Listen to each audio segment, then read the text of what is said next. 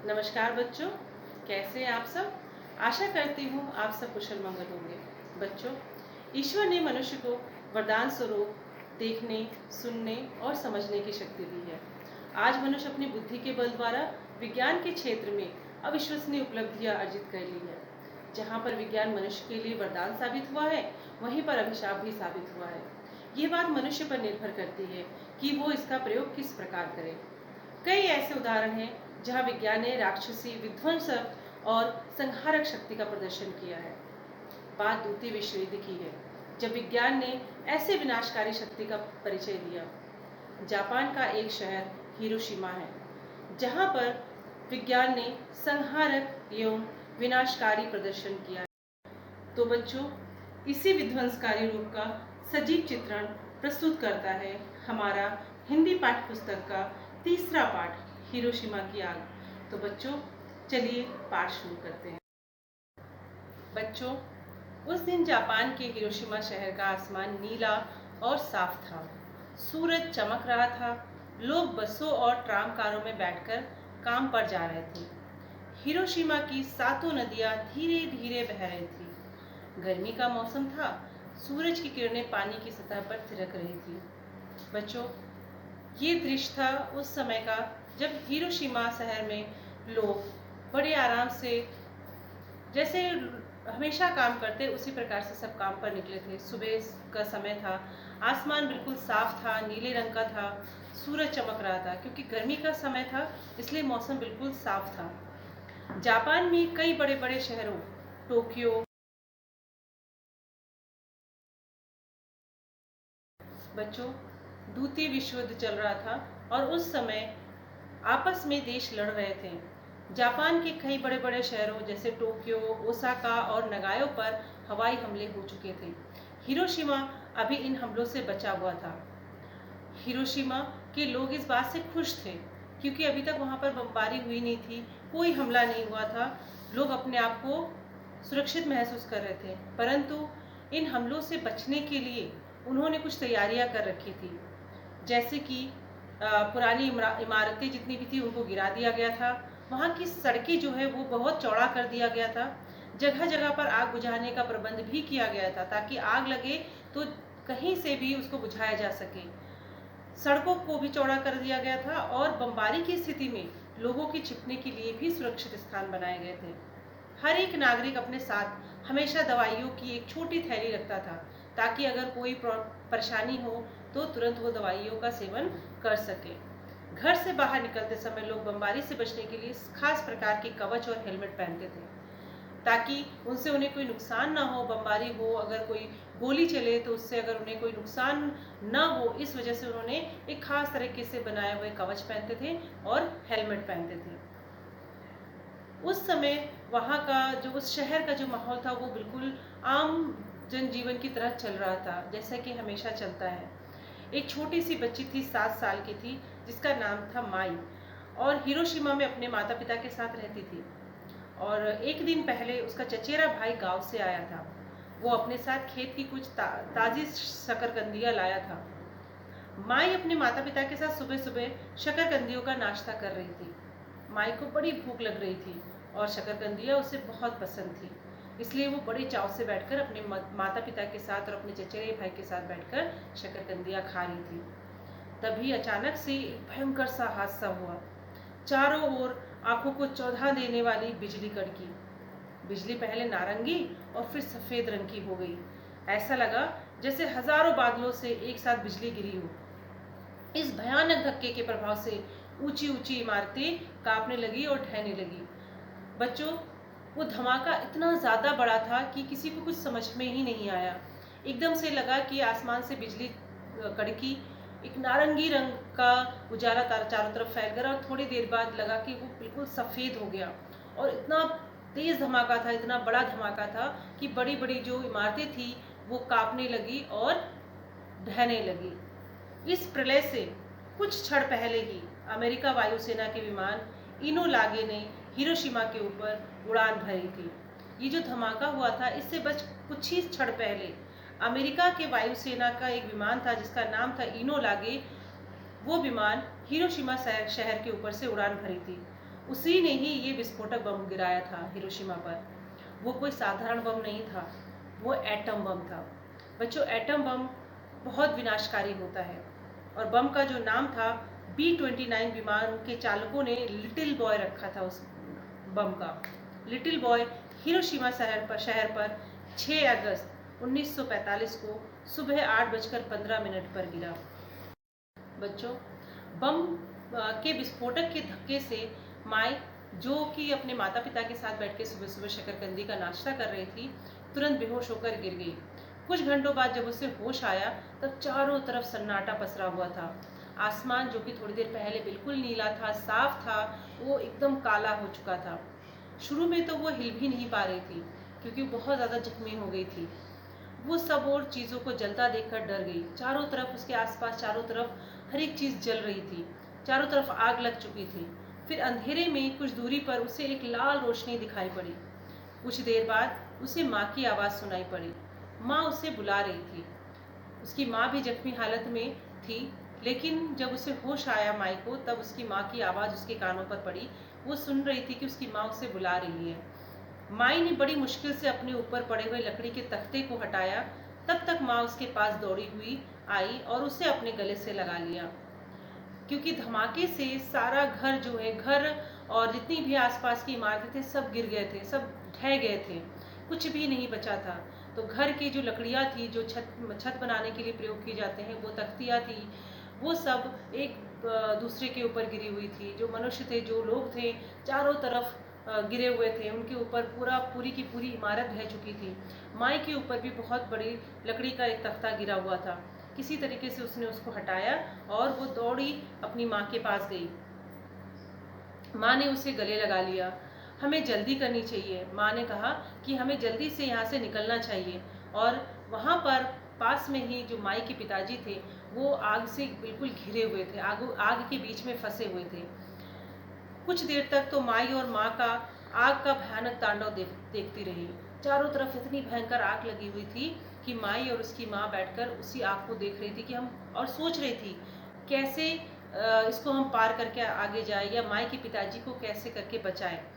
फिर माँ तेजी से लपटों में घुसी और पिता को सुरक्षित बाहर लाई। उस आग की लपटों के अंदर माई दौड़ती हुई गई और उसके पिताजी को किसी तरीके से बचाकर बाहर लाई। अच्छी तरह से पिता की हालत का मुआयना करके माँ ने कहा, बहुत बुरी तरह से जल गए हैं। फिर उन्होंने अपने कीमोनो के कमरबंद को खोला और उससे अपने पति के शरीर पर पट्टी बांधी। बच्चों, कीमोनो जो होता है, वहाँ का एक प्रकार का ड्रेस होता है, एक प्रकार का वस्त्र होता है जो वो पहनते हैं, और उसके कमर में एक पट्टी सी लगी होती है जिसे कि कमरबंद कहा जाता है। उसके बाद उन्होंने पति को पीठ पर उठाया और माई का हाथ पकड़कर दौड़ने लगी। किसी तरीके से माई के पिताजी को उसकी माँ ने अपनी पीठ पर उठाया, क्योंकि उसके पिताजी बहुत जल गए थे, और माई का हाथ पकड़कर बहुत तेजी से दौड़ने लगे। नदी की तरफ चलो, हमें जल्दी से जल्दी नदी पर पहुंचना है, माँ ने आदेश दिया। तीनों तेजी से नदी के अंदर कूद पड़े। कूदते समय माँ को माई का हाथ छोड़ना पड़ा। उस समय वो लोग जले हुए थे, उसकी पिताजी बहुत बुरी तरीके से जले हुए थे, और किसी तरह वो नदी तक पहुंचना चाहते कि नदी में जाकर अगर नदी के पानी में वो कूद जाएंगे तो शायद उस पानी से उनको थोड़ी ठंडक मिलेगी। इसलिए उसकी माँ बहुत तेजी से नदी की तरफ दौड़ी और उसमें जाकर कूद गई। जब कूदी तो माई का हाथ उन्हें छोड़ना पड़ा, और माई से उसकी माँ ने कहा, माईचान मुझे कस कर पकड़े रहो। माँ ने बहुत तेज चिल्लाया कि माईचान मुझे कस कर पकड़े रहो, क्योंकि वो छोटी बच्ची थी और नदी में इधर उधर कहीं डूब सकती थी। आग से बचने के लिए भागने वालों की लंबी भीड़ थी। माई ने देखा कि बहुत से बच्चों के पूरे कपड़े जल गए थे और उनके होठ और आंखों की पलकें फूल गई थी। वे इधर उधर भटकते और चिल्लाते हुए भूतों जैसे लग रहे थे, क्योंकि उनका चेहरा इतना खराब हो चुका था कि उनको देखकर ऐसे लग रहा था कि वो बिल्कुल जैसे डरावने होते हैं भूत, वैसे ही डरावने हो गए थे। कुछ लोग इतने कमज़ोर हो गए थे कि वे सीधे मुंह के बल ज़मीन पर गिर पड़े। बाकी लोग उनके ऊपर गिर गए। हर तरफ लोग के ढेर थे। मतलब उस जो गैस थी, उसमें से जो गैस निकली थी उस बम से, उस गैस से काफ़ी लोग कमज़ोर हो गए थे। आग से बहुत लोग जल गए थे। जलने के बाद उनका चेहरा इतना खतरनाक हो गया था कि देखने से भी डर लग रहा था। चलते चलते लोग गिर जा रहे थे, और जब एक लोग गिर रहे थे उसके ऊपर ढेरों लोग और गिर पड़ रहे थे।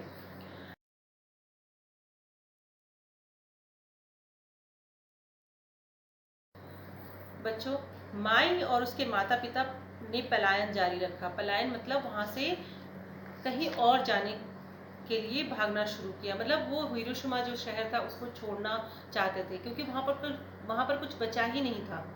हजारों की संख्या में लोग मर चुके थे, बहुत सारे लोग घायल हो चुके थे, और जो बच गए थे उनका घर भी नहीं था, उनको रहने के लिए वहाँ पर कोई स्थान नहीं था, और वहाँ की जो स्थिति थी वहाँ रहने लायक भी नहीं था।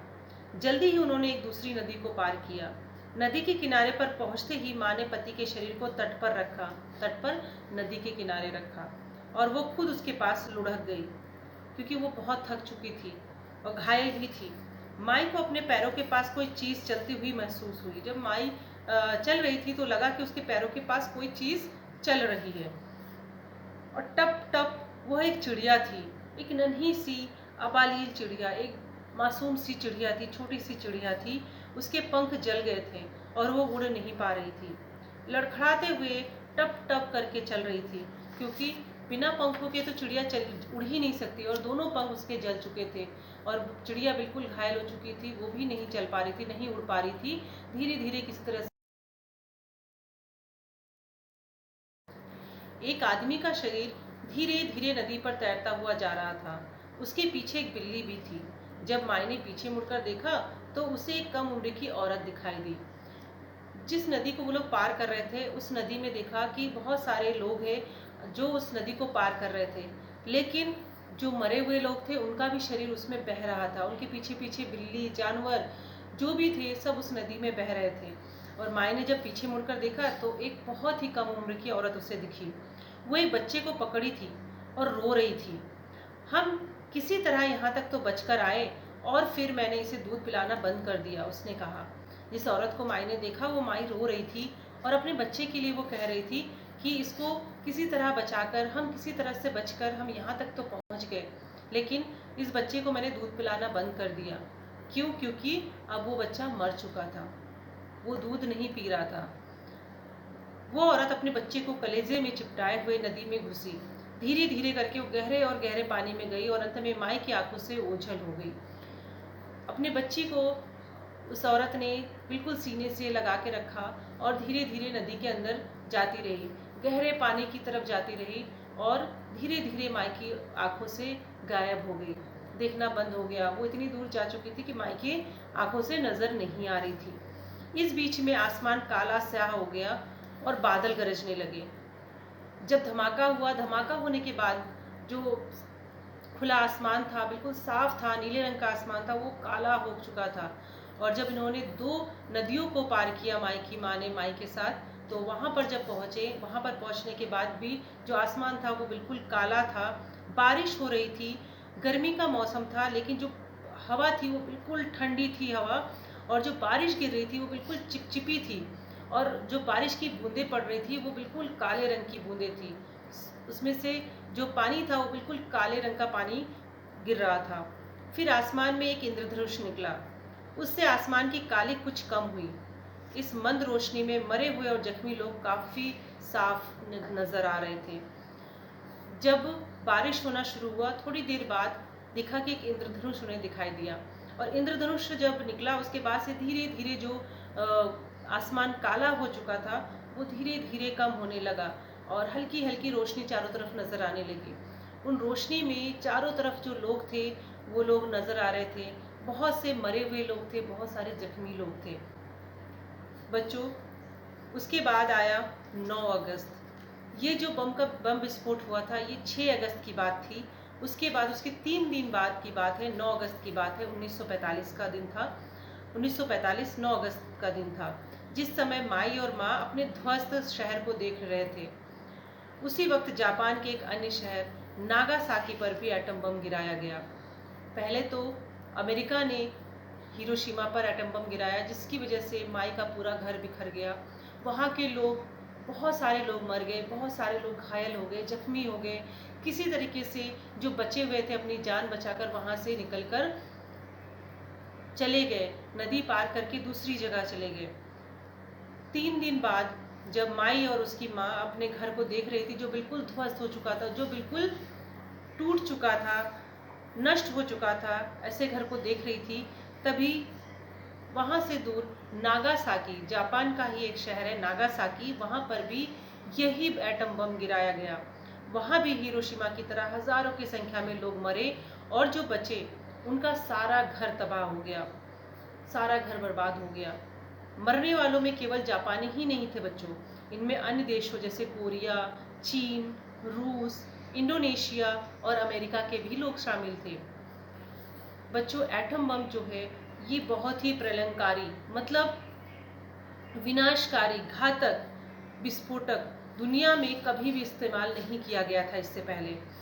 इसकी तबाही की जो क्षमता है वो 1000 से भी ज़्यादा बमों की संख्या में अगर आप फोड़ा जाए बम, उससे भी ज़्यादा है, उससे भी कहीं अधिक ज़्यादा था। इससे निकलने वाली जो विषैली गैस है जिसे रेडियोधर्मी किरणें कहा जाती है, ये सालों तक लोगों को बीमार कर सकता है और मौत का कारण बन सकता है। बच्चों, हिरोशिमा का जो क्षेत्र है उसमें कहते हैं अभी भी वो जहरीली गैस अभी भी मौजूद है। वहाँ के लोग अभी भी अपंग पैदा होते हैं, वहाँ के लोग अभी भी शारीरिक रूप से सही नहीं हो पाते हैं। ये इतना ज़्यादा खतरनाक था लोगों के लिए और अभी भी है। हजारों सालों तक ऐसा ही वहाँ का मंजर रहेगा, ऐसा ही प्रतीत होता है। बच्चों, हिरोशिमा के लोग प्रत्येक वर्ष 6 अगस्त को एटम बम से मरने वालों के नामों को कागज के लालटेनों पर लिखते हैं और इन कागज की लालटेनों को जलाकर हिरोशिमा में बहने वाली 7 नदियाँ जो कि वहाँ पर बहती है उसमें छोड़ देती है और वे नदियाँ धीरे धीरे उन मरने वालों के नामों के लालटेन को लेकर समुद्र में विलीन हो जाती है। ये उन मरने वालों के नाम पे श्रद्धांजलि है जो वहाँ के लोग हर साल देते हैं। तो बच्चों, विज्ञान हमारे लिए वरदान स्वरूप है। हम लोग विज्ञान के माध्यम से बहुत सारी उपलब्धियां प्राप्त कर चुके हैं। आज विज्ञान के उपलब्धियों से हम लोग बहुत आगे बढ़ चुके हैं, लेकिन इसका जो विनाशकारी रूप है वो भी बहुत भयंकर है। तो हमें हर चीज़ के लिए ये सोचना चाहिए कि हमें विज्ञान को मानव हित के लिए, मानव कल्याण के लिए प्रयोग करना चाहिए, ना कि उसके विनाश के लिए। और इस पाठ से हमें ये समझ में आता है कि हमें हिंसा नहीं करनी चाहिए। बच्चों, हिंसा करने से क्या होता है कि लोगों में भय तो होता ही है और इसमें मानवता का भी हनन है और लोगों के जीवन के साथ खेलना ये ईश्वर के नियम के खिलाफ है, प्रकृति के नियम के खिलाफ है। तो बच्चों, आगे फिर हम आपसे मुलाकात होगी दूसरी